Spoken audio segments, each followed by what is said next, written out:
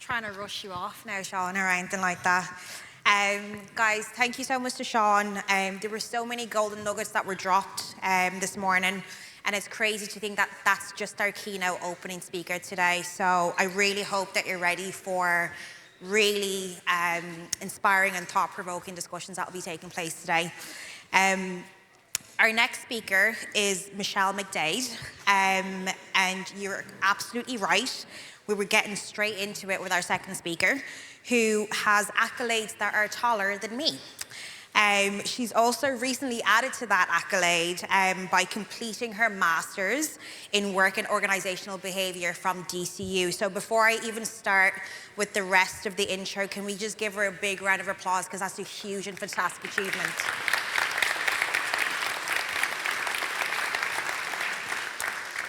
So on top of being a role model and a mentor for women in tech, she's been recognized for her contributions to Ireland's tech sector, the visionary founder of The Leading Place. She's also recently launched the Leading Community in partnership with Sarah Mullally.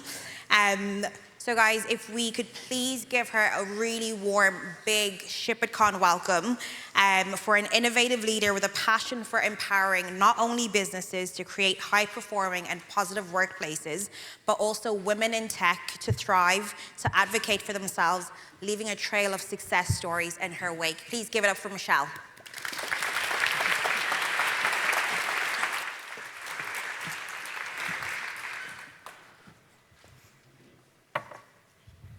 Thank you, CK.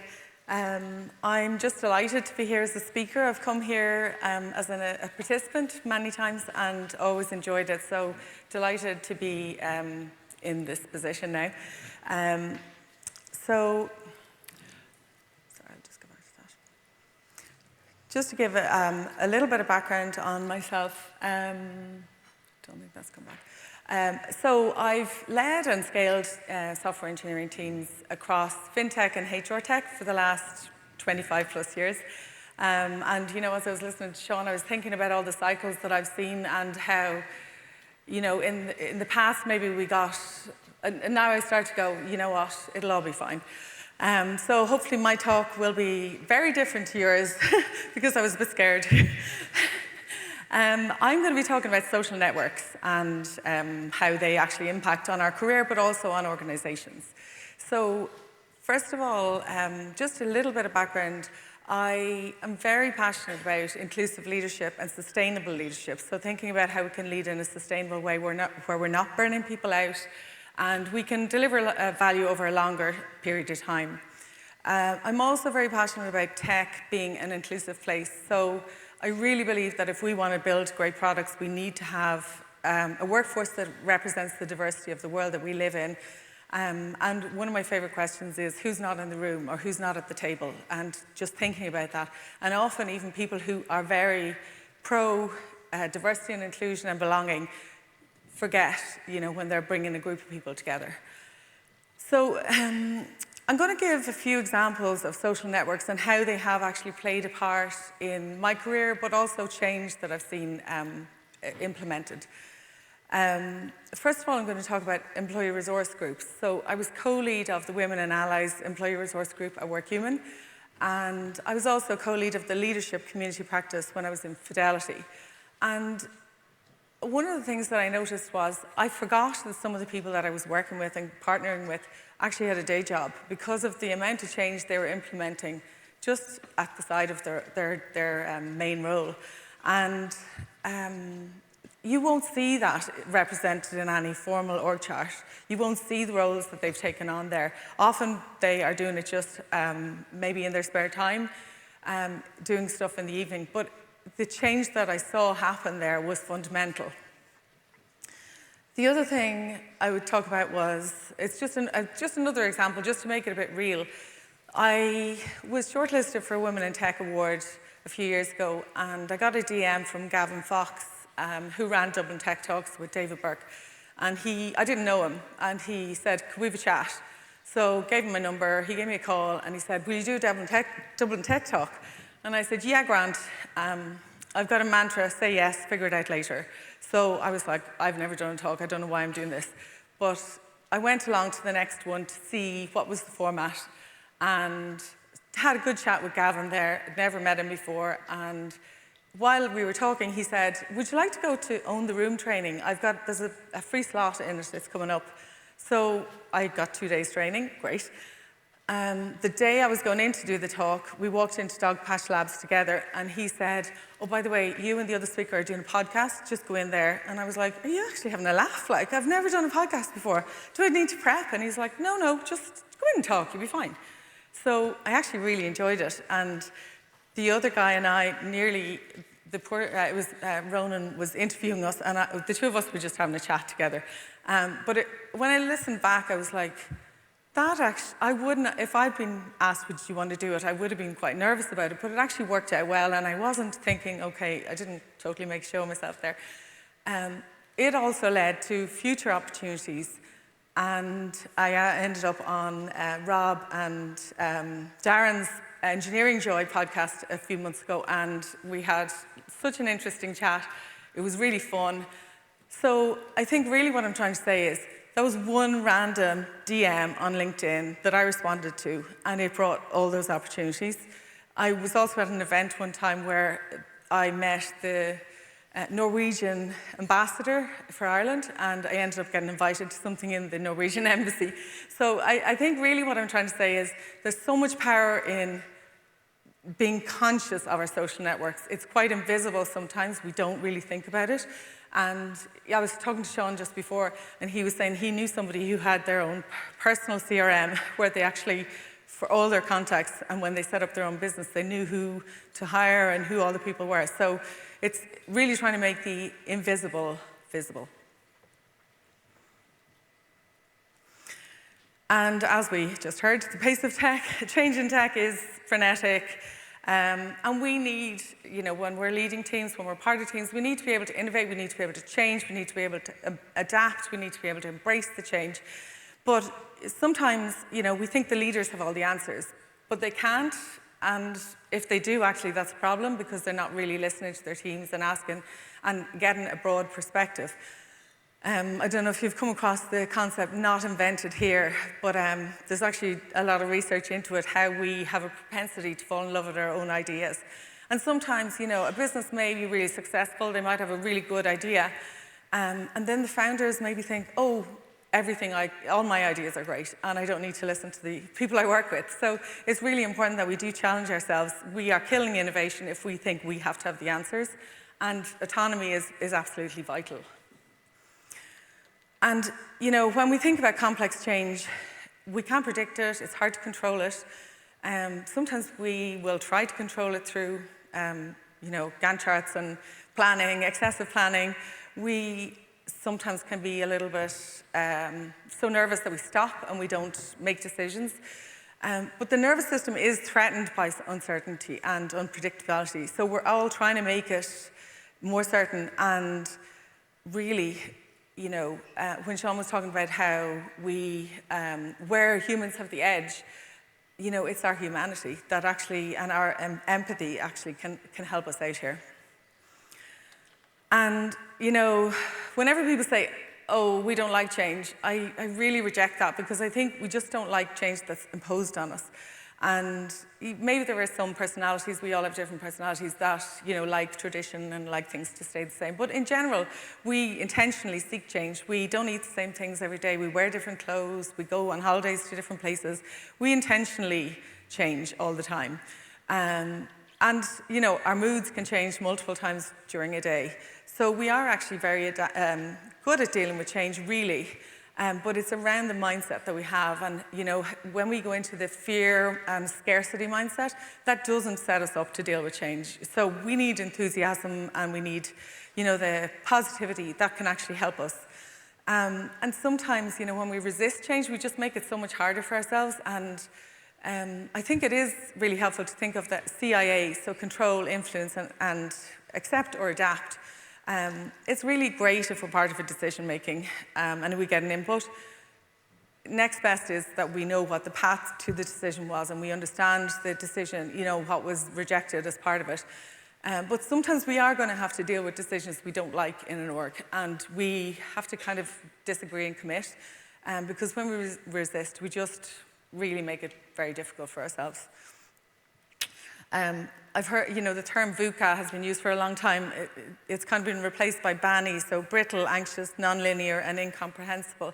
And really it is about how the world is so chaotic. It feels like there's no structure, or if there's structure, it's getting taken down and recreated. And really what we need in these times is to be able to make sense of it. So make sense of what we're dealing with, and actually that's something that humans crave.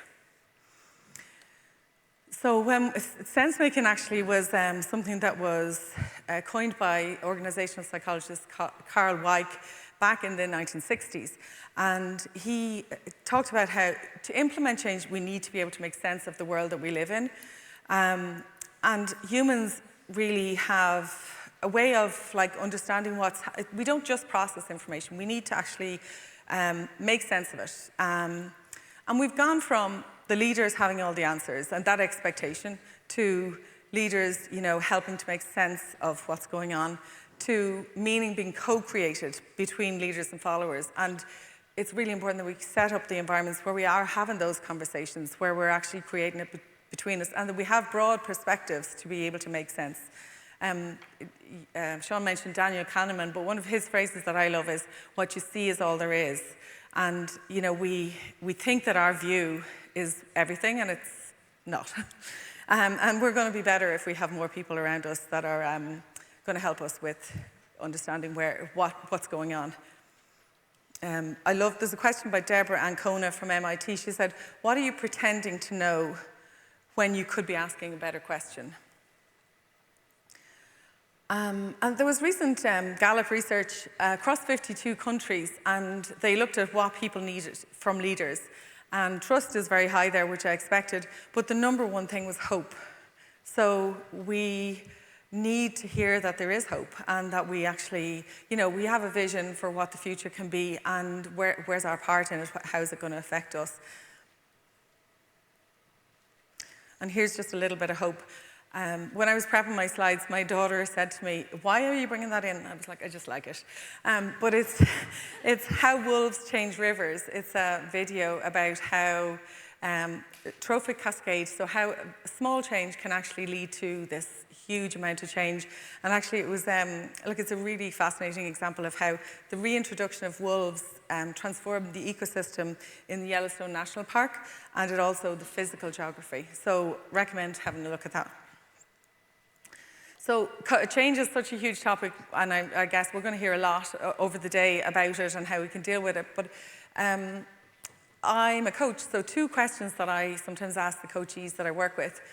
Where do you have power that you're not using? My team was outsourced back in many years ago when I was in AIB, and a lot of people were like, "Oh, this change is being done to me," or, when you're laid off. But actually thinking about responding rather than reacting, and where do I have power? What can I actually take in control of? And also, where do you want your energy to go? So, often we're wasting our energy resisting something that we can't change and influence. So where do you purposely want to put your energy? So I'm going to talk about invisible architecture. I'm going to look through 3 different scenarios. I'm going to look from an organizational perspective, but also on an individual perspective, and how it affects our careers. So the first one is the organizational hierarchy. Often what we see in an org chart is not actually how change gets done. There's a shadow organization. There's people working behind the scenes, working with different people. I need to find out about this. I'll go and bounce that off that person. It might be someone internal. It might be someone in another, external as well. We'd have contacts of people we've worked with before. Have you seen this before? How have you dealt with it? And often if you look at, so much change initiatives, so many of them fail. And we find it hard to understand why that's happening, but we're not actually aware of who is behind the scenes doing the work. And if that was more visible, we could be more successful. So this research that was done by Rob Cross is an expert on this, and there's a really good Harvard Business Review article on this, on how change is done. On how organizational network analysis works, so that you actually understand how informal networks work in your organization and how they drive performance. And also he identified 4 critical linking roles that are there. So the first one is the central connector.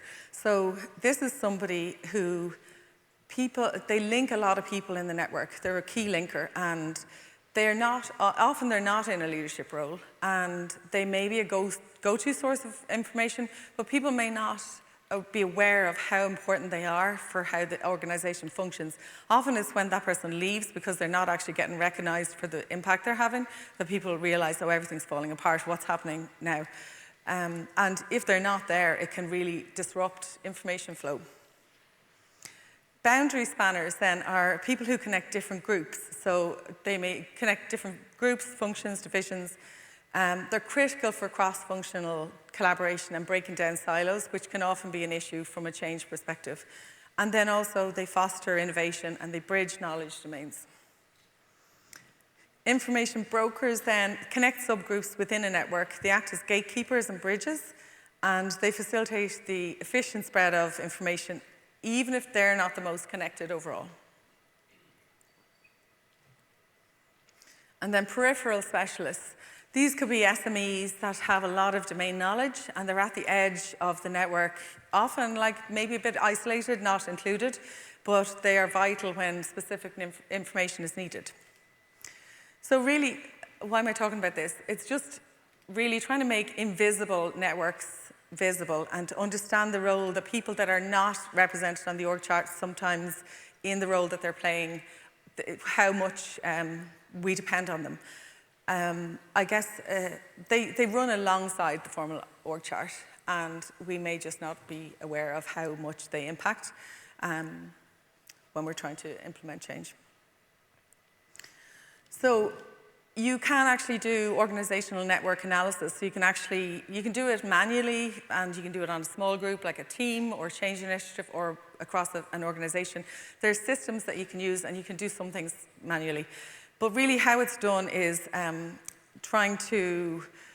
we go through a number of steps, like we analyze the collaboration patterns, the trust levels, we look at how knowledge is shared and how decisions are influenced. We can then look at the relationship data, and we can do surveys, or we can look at digital trace data and see who connects with who and who interacts with who. We then map the network, so we have nodes that are people and links that are relationships, and then we identify the roles. So we notice the bottlenecks, we see disconnected teams, and we can identify hidden influencers. And then when we can apply the insights, so it's really helpful to understand for change implementation, we can design change strategies around what is the real network, and we can also involve key connectors and support isolated groups. So talking about AI, like obviously there's so many benefits, and you can't avoid it, and it's necessary to be on the train. But it's interesting, I saw this recent article by Brian Elliott, he talks a lot about the future of work and remote and hybrid and how we work. And he was saying that there's a relationship crisis at work because heavy AI users are becoming more disconnected from their teams. And that's probably because AI tells us we're great and doesn't argue with us. And you can avoid conflict if you just want to, you're doing great. And that's a really good idea you have there. But there is an impact on that if we're not communicating. And anyone who's familiar with Patrick Lencioni's 5 dysfunctions of a team, conflict and healthy conflict is vital. We need to have it to actually come up with better ideas. And another piece of research I came across when I was doing my master's was how when we go into an office, we know there's an expectation that we connect with people, we chat with people, we catch up and have those water cooler moments. But when people are working remotely, there's sometimes this subconscious thing that work is more traceable, it's more formal, it's about efficiency. And the research found that people, when they were working remotely, were less likely to invest in relationships that weren't in their direct team or were not task related. So they felt they had to justify spending time talking to people that weren't, part of the actual job that they were doing. And that's actually quite dangerous from an organizational perspective, because people won't have as broad a perspective, and they are not as connected. So like as a leader, we need to make sure that people know they have permission to do it, but also we expect them to build relationships with people outside of their teams. And as individuals, it's important to actually be intentional about who do we talk to and how are we finding out about what's happening across our business.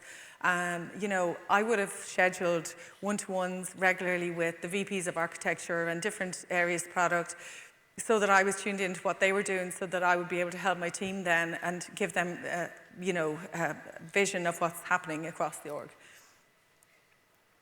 The second piece then is social networks. And really, it's, when we think about, people often say your network is your net worth. Social capital is about who we have access through our network, who we access to through our network, and the impact of our relationships. And one of the things that made me think about this talk was actually watching my husband apply for a role when he was trying to move jobs. And he kept applying through LinkedIn and online platforms. And I kept saying, just talk to people. Like, he's got loads of contacts. Why aren't you just talking to people? And the first time he spoke to somebody, and it was through a weak tie, which I'll mention in a minute, he got an interview. That was the first interview he'd gotten. And he was, like all the jobs he applied for, he had the qualifications and experience. He was like, it looked like ideal, but he wasn't. The algorithm didn't like his age, I'd say. But once he talked to a real person, he got the job. So we have to remember the value of our relationships. And when we look at our own network, there's different dimensions to social capital. So there's a structural one. Who do you know? And who do you have access to information, to people through your network? Relational, then what do you feel about who you know? So what's the quality of the relationships? Do you trust them? And then cognitive, a shared understanding. I love this. I run workshops on Own Your Voice and Thrive, but I love this concept because early in my career I thought if I showed up and did a great job, it would be noticed and I would get rewarded, and sadly that's not how it works. So Harvey Kuhlman came up with this and said that 10% of your career prospects and success goes down to your performance. It's a given, it's a baseline, you have to be performing at a high level, but that's not what gets you promoted and new opportunities. And he said image was 30% of your career progress is influenced by that. So how do people perceive your potential?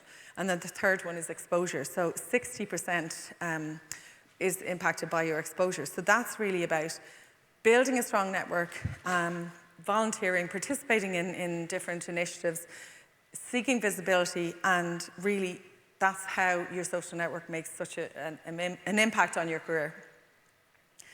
And it's an exercise that you can do if you want is just think about maybe 8 people that has influenced your career, gives you advice, shares opportunities with you, you go to bounce ideas off to check, what they think.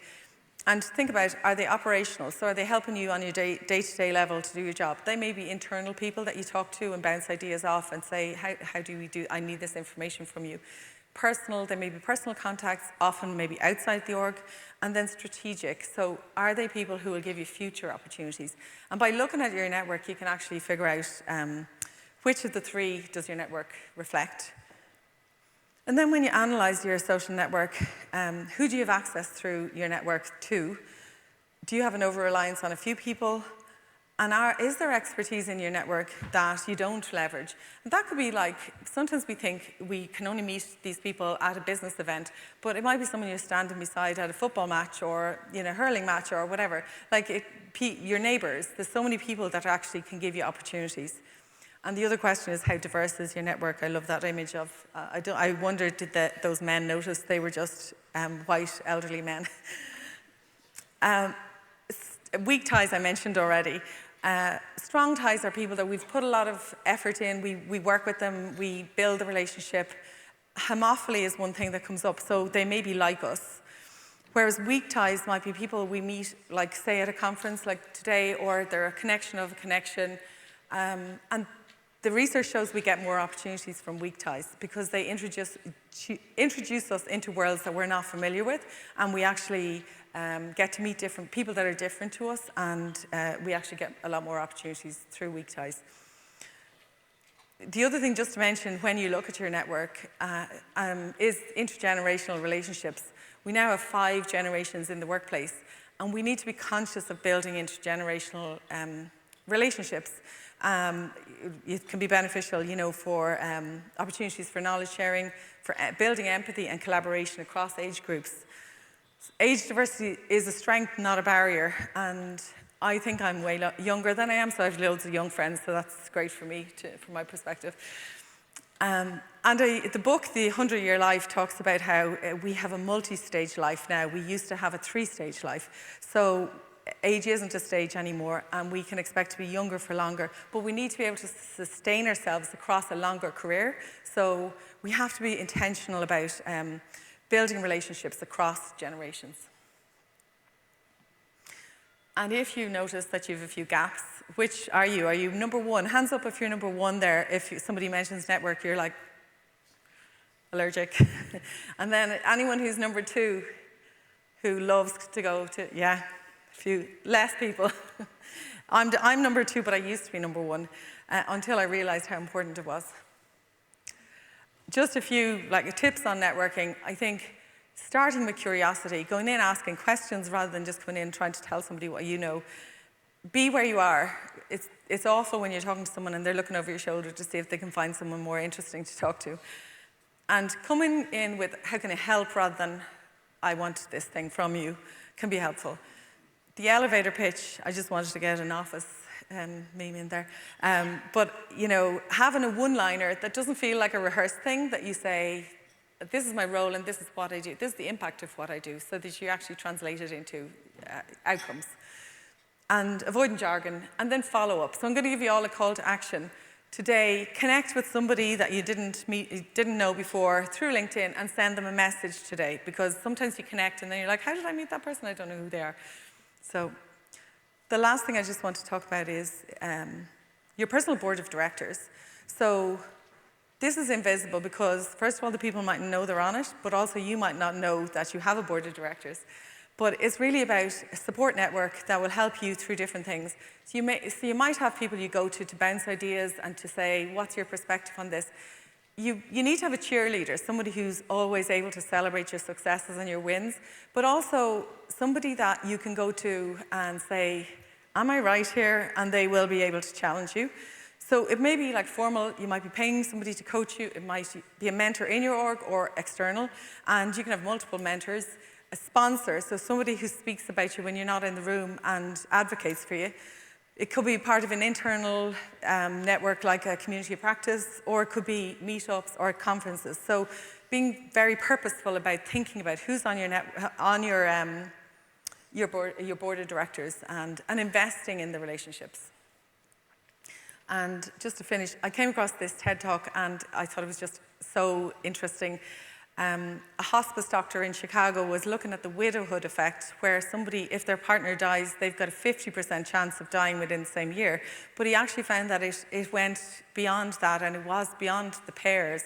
And he noticed, you know, a woman who was caring for her mother who was dying, her husband was impacted, his friend was impacted. So he actually noticed that happiness and unhappiness spreads to 3 degrees of separation. So interesting just to even understand that and understand, you know, who are you surrounding yourself with? But he also said emotions have a collective existence. And when he mapped the happiness clusters, he saw that yellow was happy, blue was sad, and green was in between. But the unhappy people seemed to be located around the edges, so maybe isolated. And he also did some real network mapping and looked at some students in a college. And if you look at this, student A and student B both have 4 friends, but student A's friends know each other, student B's don't. So some people introduce their friends to, and that's a different existence. And then students C and D both have 6 friends, but C is in a totally different social world. He's right in the middle, connected. So the location that you are can have a huge impact on your life in general. And really, why does this matter?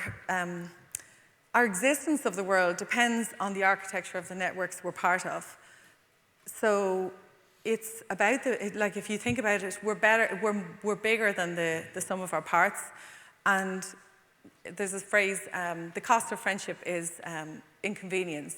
But there's a cost sometimes to building relationships and working on them. There's going to be conflict, but actually the benefits overall outweigh them. And just to finish on this, I love collective effervescence. So it's how this feeling that we have, an emotional state from being part of something bigger than ourselves.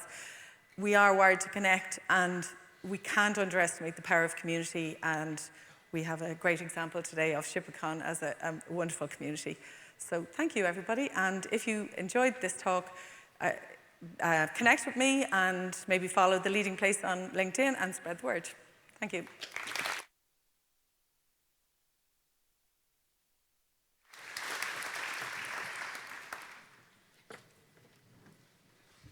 If I'm being honest, I really did not expect any less from Michelle, so thank you for that, Michelle. Next up, we have a well-seasoned engineer, and if you're not familiar, you better get familiar. Mark is Tech's vision of the NFL's legend Tom Brady. He is nowhere near ready to hang it up and stop collecting those rings. He started off in the gaming industry and peaked enough that his name is in the credits on at least 10 video games, including the Battlefield and MotorStorm for PlayStation 3.